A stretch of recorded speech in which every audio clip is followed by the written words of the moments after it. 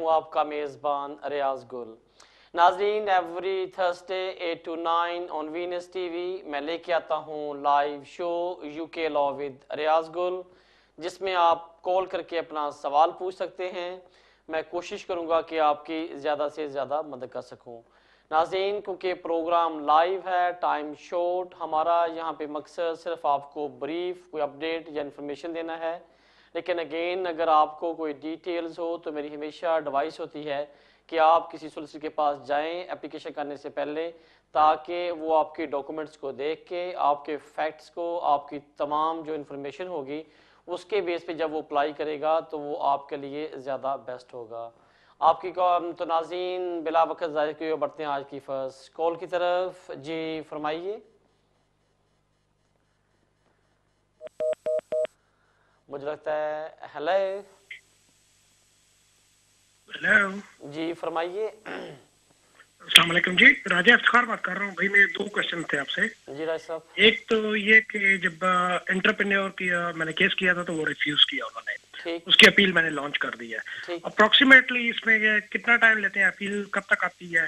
ठीक। और second question दूसरा सर। सवाल ये है कि जब अपील की डेट आ जाती है तो विद इन 3, जब आपकी हियरिंग की डेट आती है तो जो आपको बंडल भेजना होता है डॉक्यूमेंट्स का, वो आपको स्टेट अवे फर्स्ट 3 वीक्स में भेजना होता है या कि आप अपील डेट से पहले भेज सकते हैं? ठीक। पहला जो क्वेश्चन आपका कि आपने अपील कर दी, नॉर्मली एप्लीकेशन जब रिफ्यूज होती है, अपील मिलती है, राइट ऑफ अपील मिलता है, अपील करने पे तकरीबन 3 माह से लेके 2 से 3 माह या 4 माह तक मैक्सिमम जो इन कंट्री अपील्स हैं वो लिस्ट हो रही हैं।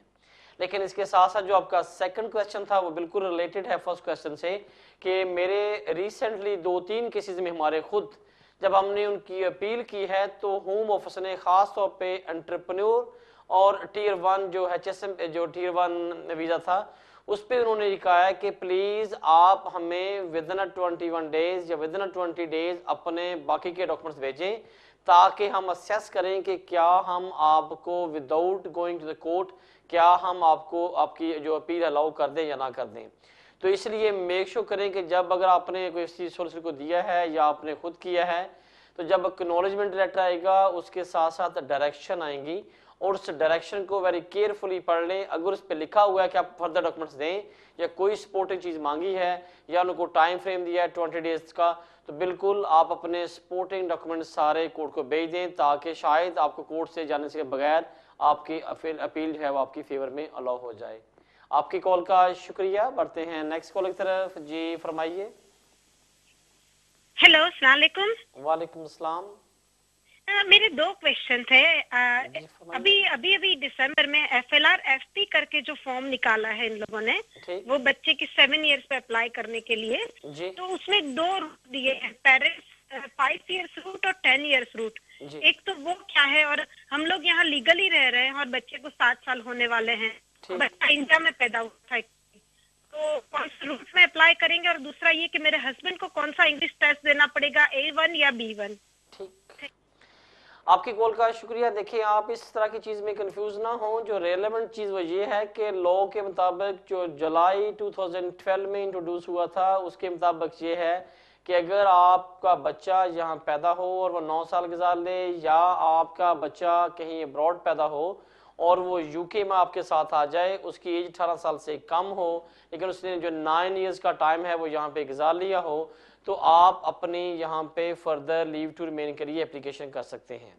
लेकिन सिर्फ इसका कि वो 9 ईयर्स गुजार लिए आप यहाँ पे रह रहे हैं, ये सफिशिएंट नहीं है। लेकिन इसके साथ साथ जो मेन आजकल जिस पे फोकस किया जा रहा है वो ये है कि आपने ये इस्टेब्लिश करना कि क्या आप वापस जाके अपने होम कंट्री में सेटल हो सकते हैं कि नहीं हो सकते, या जो बच्चा आपका है वो जितने टाइम यहाँ पे ऑन द वे कि जितना उसने ज़्यादा यहाँ पे अपने आप को मिक्स कर लिया होगा, अपने आप को यहाँ पे वो इस कम्युनिटी में मिक्स है, या उसका वो समझता है कि यहाँ से वापस आके आपका बच्चा वापस अपने कंट्री में सेटल नहीं हो सकता, आप खुद नहीं हो सकते, ये सारी चीज़ें साथ इम्पोर्टेंट है, not only form. So make sure करें कि जब आप एप्लीकेशन करें तो प्रॉपरली डिस्कस कर लें, ताकि आपकी एप्लीकेशन में कोई प्रॉब्लम ना आए। आपकी कॉल का शुक्रिया। बढ़ते हैं नेक्स्ट कॉल की तरफ। जी फरमाइए। हेलो जी फरमाइए। हेलो रियाज जी, क्या हाल चाल है? जी ठीक, अल्लाह का शुक्र। मेरे दो छोटे छोटे सवाल है। मैंने पहले भी अनदर प्रोग्राम में कॉल की थी, वो इन्होंने एडवाइस नहीं दी। ठीक मैंने यही पूछना था कि मेरी वाइफ ये यूरोपियन है, ठीक पोलैंड की, और मैं इस साल क्वालिफाई करता हूँ इंडेफिनेट स्टम्प के लिए ठीक। अगस्त में। एंड मैंने पूछना, इंडेफिनेट स्टम्प के लिए लाइफ इन, मैंने ऑलरेडी पास कर लिया है लाइफ इन यूके, और आई ई सोल टेस्ट जरूरी है और सिटीजनशिप के लिए जरूरी है। एंड दूसरा क्वेश्चन ये है, मेरी वाइफ को भी यहाँ पे 8 साल हो गए हैं, जो यूरोप की है, वो पहले सीधा सिटीजनशिप अप्लाई कर सकती है और उससे पहले भी इंडेफिनिट स्टम्प लेनी पड़ेगी? ठीक। ये मैंने पूछना था। आपकी कॉल का शुक्रिया। एज फार एज आपकी मिसेज ने यहाँ पे 5 साल अप्लाई कर लिए, वो सेटलमेंट अप्लाई करेगी, उसके बाद वो नेचुरलाइजेशन की एप्लीकेशन करेगी। जो आपका रेलेवेंट क्वेश्चन है, अगर आपने life in UK test pass कर लिया और ई सोल का B1 पास कर लिया, या अगर नहीं किया, तो जो लोग भी जिस रूट से भी अगर वो डिपेंडेंट के तौर पे वीज़ा अप्लाई करेंगे इंडेफिनिट के लिए सेटलमेंट पे, तो आपको ये अब नए लॉ के मुताबिक लाइफ इन यूके टेस्ट और जो B1 है वो दोनों पास करना होंगे। लेकिन लेट्स अज्यूम अगर आपको इंडेफिनिट पे नहीं भी करने पड़ते तो नेचुरलाइजेशन के लिए दोनों चीज़ें मस्ट हैं। इसलिए मेरी आपको एडवाइस है, अभी आपके पास साल पड़ा है, आप इसको अगर पास नहीं किया पास कर लें, लाइफ इंश्योरेंस पास कर लिया है तो अप्लाई करें, आपको यहाँ पे सेटलमेंट वीज़ा मिल जाएगा। आपकी कॉल का शुक्रिया। बढ़ते हैं नेक्स्ट कॉल की तरफ। जी फरमाइए। सलाम वालेकुम रियाज सर। वालेकुम अस्सलाम। सर मुझे ये क्वेश्चन पूछना था सर आपको जी बोलिए। कि मेरा एक्चुअली गए साल में मेरा इंडिपेंडेंट हो गया था जनवरी में। ठीक। वो टाइम पे मैंने ईसोल दिया था। वो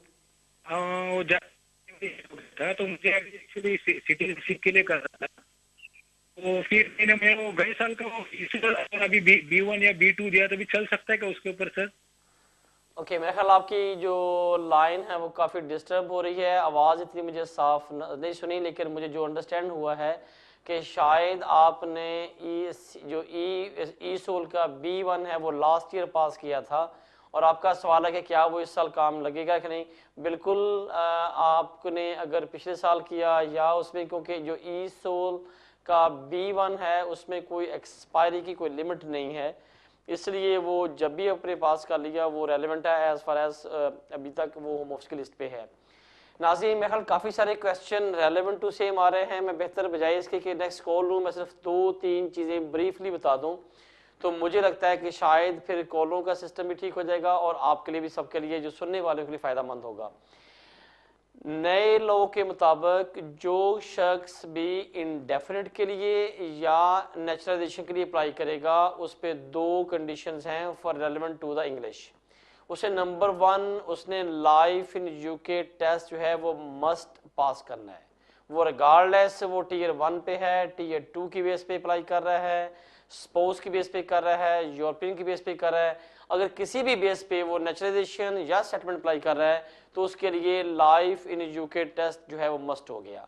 नंबर 2, अब 2 जो पार्ट है इसमें ऑप्शंस हैं। अगर किसी शख्स ने यूके से 3 साल की डिग्री की हो, या यूके में रहते हुए उसने मास्टर किया हो, या उसकी कोई भी किसी किस्म की जो ग्रेजुएशन या मास्टर लेवल की डिग्री यूके से हो, जो PhD हो सकती है, तो फिर तो उसको ई सोल या आइल्स पास करने की ज़रूरत नहीं है।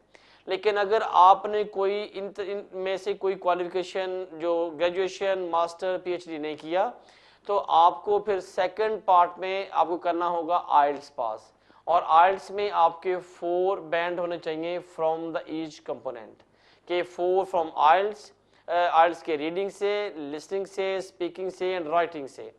अगर आपने ये भी नहीं किया तो फिर आपके पास सेकंड और थर्ड ऑप्शन ये है कि आप ई सोल पास कर लें, और उसका जो लेवल होना चाहिए वो B1 के लेवल आपका इंग्लिश प्रोफिशेंसी होनी चाहिए।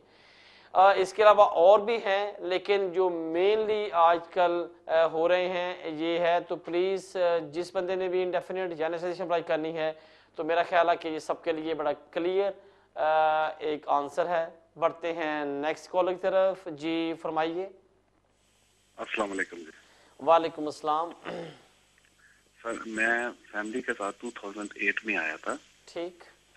तो फैमिली के साथ ठीक। बेटी थी, तो 2 बच्चे इस कंट्री में हुए हैं उसके बाद, और फाइलम किया था जो रिफ्यूज होता गया। ठीक। फिर हमने यूरोपियन कोर्ट में डाला, तो उसके बाद काफी देर के बाद ना फिर होम ऑफिस से चिट्ठी आई कि अपने ना फोटोग्राफ सारी फैमिली के भेजे, बैक साइड पे ना उनके डेट ऑफ बर्थ लिखे। वो भेजे तो 1.5-2 माह बाद आया, बायोमेट्रिक्स करवा के आए, अरे पोस्ट ऑफिस से भेज दिया। तो वो बायोमेट्रिक करवाया तो ये बता दें, और उसके ऊपर लिखा था कि इफ योर एप्लीकेशन सक्सेसफुल तो हम आपको रेजिडेंट परमिट देंगे। तो इसको कितनी देर लग जाती है और इसमें कितने % चांसेस होते हैं? ठीक, आपकी कॉल का शुक्रिया अगेन भाई मेरे। मैं कोई टाइम लिमिट पे शायद इतना ज़्यादा कोई ऑथेंटिक आंसर ना दे सकूं, लेकिन एज़ फार एज अगर आपने फोटोग्राफ दे दिए, आपके फिंगरप्रिंट हो गए, तो मुझे लगता है कि शायद 2 से 3 माह के अंदर अंदर होम ऑफिस वाले आपको कोई ना कोई डिसीजन दे के दे देंगे। जैसे मैंने बताया कि हम डिसीजन देंगे तो आपको यहाँ पे वीज़ा मिल जाएगा। वो एक स्टैंडर्ड है कि क्या क्या हो सकता है, लेकिन मोर लाइकली 2 to 3 मंथ के अंदर अंदर कोई ना कोई डिसीजन आपको मिलना चाहिए। अगर मिल जाता है वेरी गुड, वरना दोबारा आप उनको कॉल कर लें, लेटर लिख लें, सोलिसिट कीजिए खुद, तो उनको चेज अप कर लें, वो आपको बता दें क्या जा रहा है। आपकी कॉल का शुक्रिया। बढ़ते हैं नेक्स्ट कॉल की तरफ। जी फरमाइए। अस्सलाम वालेकुम सर। वालेकुम अस्सलाम। सर मेरा क्वेश्चन ये है कि मेरे पास EEA-4 वीजा है जो कि इंडेफिनिट है, जो मुझे EEA पार्टनर के डिवोर्स के बाद मिला था। ठीक। तो सर अब मैं शादी करना चाहता हूँ एक पाकिस्तानी लड़की से जिन्होंने रिसेंटली असाइलम की है। ठीक। तो मेरा क्वेश्चन ये है कि मैं उनसे क्या यहाँ पे शादी कर सकता हूँ, और वो कौन सी एप्लीकेशन शादी के बाद जो है वो करेंगी? आया वो EEA-2 करेंगी या कोई दूसरी एप्लीकेशन करेंगी? जो और अगर मैं यहाँ पे शादी EEA-4 करता हूँ तो कोई प्रॉब्लम तो नहीं होगी उनको, क्योंकि ऑलरेडी उन्होंने असाइलम रिसेंटली किए हुए, जो आपने EEA-4 अप्लाई किया था, आपको जो वीजा मिला है उसमें कोई एक्सटेंशन लिमिट है कि टाइम कब तक है या सेटलमेंट है वीजा? जो EEA-4 होता है वो 10 ईयर्स का जो इंडेफिनिट है वो मिला हुआ सर मुझे। आपकी कॉल का शुक्रिया। देखें, अगर आपको ये 4 के आप हैं और आप किसी ऐसी मैडम से या मोहतरमा से शादी करने जा रहे हैं जिनके पास यहाँ पे मेरे ख्याल में स्टेटस नहीं है और उसका असाइलम की एप्लीकेशन या होम ऑफिस में पेंडिंग है। अब यहाँ पे लॉ ये कहता है कि अगर कोई शख्स किसी ब्रिटिश नेशनल के या जिसके पास इंडेफिनिट लीव टू रिमेन हो उसके in country dependent visa apply करे तो उसके पास वैलिड लीव होनी चाहिए या उसके पास स्विचेबल लीव होनी चाहिए। लेकिन अगर आप किसी ऐसे शख्स से शादी करने जा रहे हैं जो यूरोपियन नेशनल है या उसके पास यूरोमी की वजह से स्टेटस है, जो कि आपके पास सेटलमेंट है, तो उसको अगर बेस्ट कि उसके पास वीज़ा होना चाहिए। अगर नहीं है तो तब भी, क्योंकि under the European treaty rights वो as a dependent extended family member यहाँ पे इन कंट्री अप्लाई कर सकता है। अब आपके केस में क्योंकि ग्रे एरिया है, दोनों तरफ की ऑप्शंस हैं, क्योंकि आप सेटलमेंट पे चले गए हैं, आप यूरोपियन के डिपेंडेंट भी नहीं हैं, यूरोपियन नेशनल भी नहीं हैं, इसलिए जो आपकी जो मिसिस है उस पर अनटनलेस आप इसलिए कोई डॉक्यूमेंट्री एविडेंस या स्ट्रॉन्ग चीज़ें नहीं देते कि आपकी मिसिस को वापस जाके आपके होम कंट्री में प्रॉब्लम होगा, उसने असाइलम क्लेम किया हुआ है, ये उसके रीजंस हैं, इस वजह से इन कंट्री उसकी एप्लीकेशन कंसिडर की जाए तो यस होम ऑफिस वाले कंसिडर कर सकते हैं। अदरवाइज वो कह सकते हैं कि वापस जाके वो इंटीग्रल अप्लाई करें। लेकिन अगेन मेरी एडवाइस कि आप शादी करने का बिल्कुल आपके पास राइट है, एज फार आज आपकी मिसेस के पास फ़ोटो ID हो और वो यहाँ पे रह रही हैं, कोई प्रूफ ऑफ एड्रेस हो, बिल्कुल वो यहाँ पे शादी कर सकती हैं। जो सेकंड फेज़ आएगा कि आप यहाँ पे इन कंट्री एप्लीकेशन कर सकते हैं कि नहीं कर सकते, is totally depend upon the documents. लेकिन अगर स्टेट आंसर हम पूछेंगे तो शायद अंडर द इमिग्रेशन रूल्स नहीं है, लेकिन अगर आपके कुछ सर्कमस्टांसेस ऐसे हैं कि आप समझते हैं कि इन कंट्री एप्लीकेशन कंसिडर की जाए तो बिल्कुल वो यहाँ से एप्लीकेशन कर सकती है। आपकी कॉल का शुक्रिया। बढ़ते हैं नेक्स्ट कॉल की तरफ। जी फरमाइए। जी अस्सलाम वालेकुम, मेरा नाम साद है, ब्रैडफोर्ड से बोल रहा हूँ मैं। जी फरमाइए। जी मेरा सवाल ये है रियाज साहब के मेरी वाइफ जो कि स्पाउस वीजे पे आई थी, उन्होंने अपना वीजा एक्सटेंड करने के लिए अप्लाई किया है और वो यहाँ काम कर रही थी, इसलिए कि अब उनका वीजा मैंने अप्लाई एक्सटेंशन टाइम के दौरान ही किया, मगर अब उनके एम्प्लॉयर कहते हैं कि आपका वीजा खत्म हो गया, आप काम नहीं कर सकती। तो मेरा सवाल ये है कि क्या वो काम कर सकती हैं जब तक उनकी एप्लीकेशन कंसिडर हो रही है या उनकी काम करने की इजाजत? वो आपकी स्पाउस आई थी और उसने एक्सटेंशन क्या अप्लाई किया है, इंडेफिनिट अप्लाई किया है? जी नहीं, इंडेफिनिट इसलिए नहीं अप्लाई कर पाई कि वो अपना लाइफ इन यूके क्लियर नहीं कर सकी थी, तो इसलिए उन्होंने जो है एक्सटेंशन के लिए अप्लाई किया है। आपकी कॉल का शुक्रिया। मैडम जब यूके में आई थी उनको काम करने का राइट था, अब जो उन्होंने एप्लीकेशन की है जब वो अप्रूव होगी अगेन उनके पास काम करने का राइट हुआ है। अगर आपकी जो प्रीवियस स्टेटस और जो आप जिसके लिए आपने अप्लाई किया, आपका जो फ्यूचर जो आपको वीज़ा मिलना है, दोनों में काम करने की परमिशन है, तो बिल्कुल आपकी पेंडिंग एप्लीकेशन के दौरान भी आपको उसी कैटेगरी में कंसिडर किया जाएगा। आपकी जो मिसेस हैं क्लियर वेरी ऑथेंटिक आंसर, बिल्कुल उनको काम करने की full time employ, self employ, part time, उनको फुल टाइम काम करने की इजाज़त है। उससे बोल रहे हैं कि अपने एम्प्लॉयर को कि वो अपने जो होम ऑफिस की तरफ से एम्प्लॉयर चेकिंग सिस्टम है, वो एक फॉर्म होता है 2 पेज का, फिल करें, भेजें, 2 से 3 दिन के अंदर अंदर उसको रिप्लाई आ जाएगा, तो उसको मेरे ख्याल को प्रॉब्लम होना नहीं चाहिए। आपकी कॉल का शुक्रिया। बढ़ते हैं नेक्स्ट कॉल की तरफ। जी फरमाइए। हेलो, अस्सलाम वालेकुम सर। वालेकुम अस्सलाम। सर मेरी कंडीशन थोड़ी कंफ्यूजिंग सी है। मैं स्टूडेंट वीज़े पे इस कंट्री में आया था और मेरी मिसेज और मेरा बेटा मेरे बाद आए थे। जब हमें पहले एक्सटेंशन करानी पड़ी तो हमें पासपोर्ट भी सेम टाइम रिन्यू कराना था अपनी पाकिस्तान एम्बेसी से। जब रिन्यू होकर पासपोर्ट आया तो उन्होंने डेट बाय 1-1 करके भेज दी थी। उसी पासपोर्ट पर हमें नई बायोमेट्रिक्स मिल गए थे जिसमें नई डेट अभी मिल गई थी।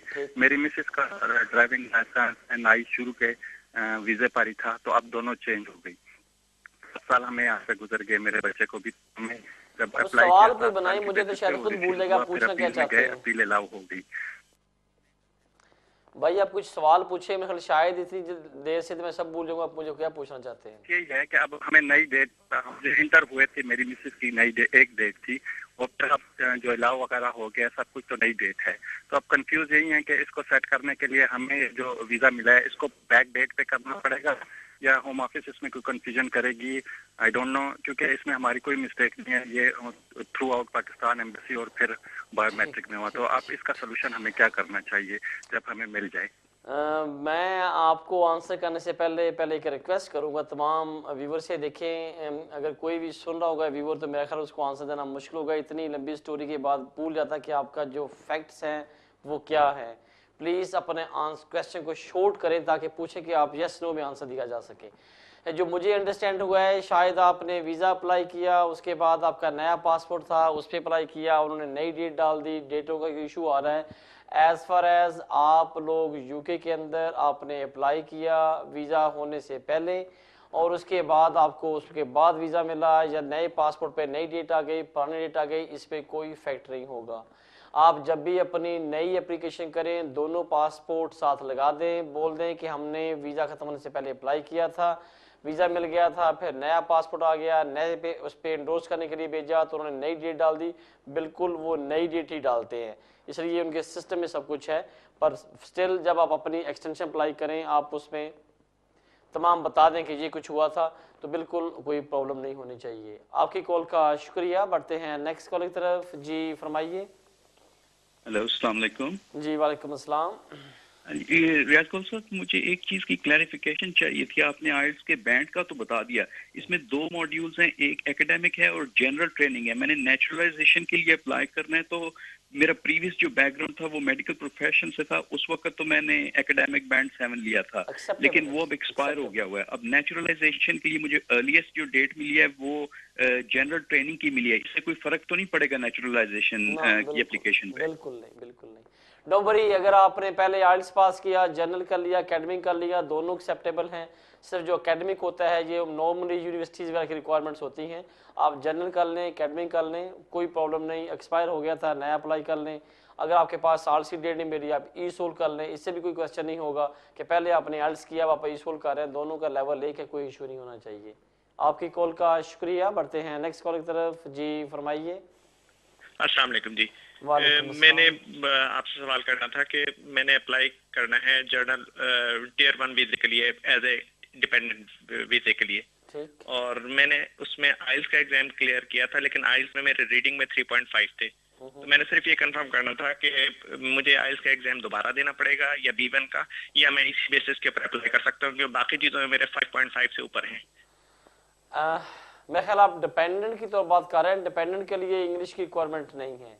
अगर आप जी डिपेंडेंट के लिए कोई इंग्लिश की रिक्वायरमेंट नहीं है। आपने अप्लाई एक्सटेंशन करनी कि इंडेफिनिट अप्लाई करना? आपने इंडेफिनिट के लिए अप्लाई करना है। हाँ, इंडेफिनिट वाला जो चक्कर है उसमें हर बंदे पे मेस्ट है। आपने हर कंपोनेंट से 4 बैंड्स होने चाहिए आइल्स में। Life in UK test pass करना होगा। अगर आपके 2 में 6 आते हैं, 1 में 3 आता है तो इट मीन्स नॉट एक्सेप्टेबल। इसलिए मैंने बड़ा क्लियरली कहा है from the each component which is a reading, writing, listening, speaking, so you have to get a 4 band from the each component, otherwise overall जो आपका 6 भी आ जाए इज़ नॉट एक्सेप्टेबल। तो मेक श्योर करें कि प्लीज़ आपको दोबारा करें या ईशुल पास कर लें। आपकी कॉल का शुक्रिया। बढ़ते हैं नेक्स्ट कॉल की तरफ। जी फरमाइए। अस्सलाम वालेकुम रियाज गुल साहब, कैसे हैं आप? अल्लाह मियां का शुक्र। वालेकुम सलाम। जनाब, मैं सबसे पहले तो आपको शुक्रिया अदा करना चाहता हूँ। आपके इस प्रोग्राम से बहुत ज़्यादा इस्तेफादा हासिल हो रहा है हमें। Thank you. मेरा सवाल ये है जनाब, मैं 2011 25 दिसंबर को इस कंट्री में आया था ऑन द स्पाउस वीज़ा, ठीक, एंड मेरा वीज़ा एक्सपायर हो रहा है 8 मार्च को। ठीक, इसके लिए 2 टेस्ट थे, जो B1 और लाइफ इन द यूके। इनमें से एक टेस्ट तो मैं पास कर चुका हूँ, life in the B1, and लेकिन लाइफ इन द यूके बदकिस्मती से जो अभी तक पास नहीं हुआ। सो मेरा टेस्ट है टुमारो, तो लास्ट टेस्ट है, इसके बाद मुझे अप्लाई करना है। सो मैं ये जानना चाह रहा हूँ कि अगर बिफोर 8 मार्च मैं नहीं लाइफ यूके टेस्ट पास कर सकता तो मुझे एप्लीकेशन कैसे पुट करनी है एक्सटेंशन के लिए? और दूसरी इसमें चीज़ के अगर मैं after extension I will get the extension और मैं दोबारा अप्लाई करता हूँ तो क्या मैं फौरी उसके बाद फ्रेश एप्लीकेशन डाल के इंडेफिनिट के लिए जब टेस्ट रिजल्ट आ जाए तो मैं अप्लाई कर सकता हूँ? ये मेरे 2 सवाल हैं आपसे जनाब। आपकी कॉल का शुक्रिया। जो फर्स्ट क्वेश्चन, अल्लाह करे हमारी खुशी होगी आप कल टेस्ट पास कर जाएं और अप्लाई करें, कोई प्रॉब्लम ना है, लेकिन मेक श्योर करना कि नेक्स्ट थर्सडे आपने मुझे बताना है इंशाल्लाह अगर पास कर लिया, ताकि फिर थोड़ी सी तसल्ली होती है कि किसी को एडवाइस की तो उसका फ़ायदा हुआ। आपने life in UK test pass करना है और उसके बाद आप अप्लाई कर दें, लेकिन अगर अल्लाह ना करे कोई मसला बनता है तो फिर सेम यस आप डिपेंडेंट वीज़ा अप्लाई करेंगे। उसके लिए लाइफ इन की यूके टेस्ट की रिक्वायरमेंट नहीं है, सिर्फ B1 है। और जब आप अप्लाई कर देंगे, आपकी एप्लीकेशन पेंडिंग है, दोबारा भी कर लें तो फिर वेरिएशन ऑफ लीव अप्लाई कर सकते हैं। उसको होम ऑफिस वाले होपफुली कंसिडर कर लेंगे। तो मेरी वैसे अभी मैं ज़्यादा डिटेल में नहीं जाऊँगा, इसलिए आपकी विश दुआ है कि आप कल टेस्ट पास करें ताकि आपको डबल पैसे ना पे करने पड़ें। आपकी कॉल का शुक्रिया। नाजरीन, टाइम का छोटी सी ब्रेक का, स्टे विद अस, मिलते हैं वक्फे के बाद।